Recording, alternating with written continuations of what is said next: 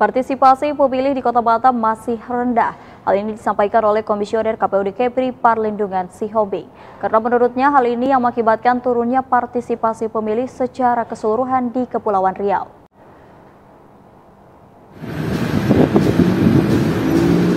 Komisioner Komisi Pemilihan Umum Daerah atau KPUD Provinsi Kepulauan Riau Parlindungan Sihombing dalam kesempatan ini menuturkan tingkat partisipasi pemilih di Kepulauan Riau masih rendah dibandingkan dari provinsi lainnya di Indonesia. Hal ini juga diakibatkan rendahnya partisipasi pemilih di Kota Batam karena hampir 50% penduduk di Kepulauan Riau berada di Kota Batam. Jika berkaca pada pemilihan umum Pilkada tahun 2020 lalu, partisipasi pemilih di Kota Batam tidak sampai 50%. Hal inilah yang mengakibatkan turunnya partisipasi pemilih secara umum di Kepulauan Riau. Jika berkaca pada pemilu legislatif tahun 2014 lalu, partisipasi pemilih berada di level paling bawah se-Indonesia. Selain itu, pada pemilu legislatif tahun 2019 lalu, tingkat partisipasi mulai membaik.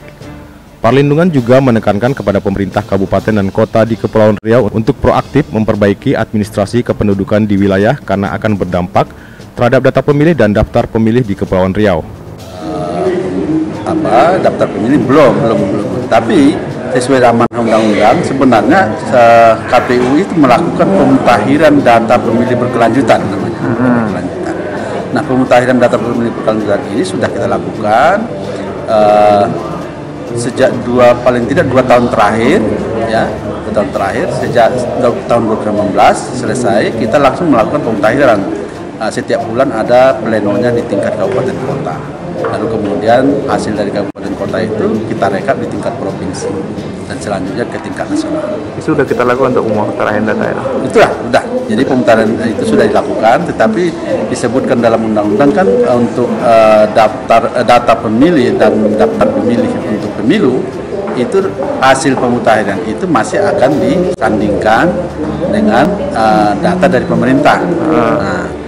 Parlindungan juga menambahkan saat ini KPUD Kepri sedang menyiapkan proses seleksi untuk panitia pendaftar pemilih, di mana tugasnya nanti akan mendatangi satu persatu rumah warga di lingkungan TPS masing-masing.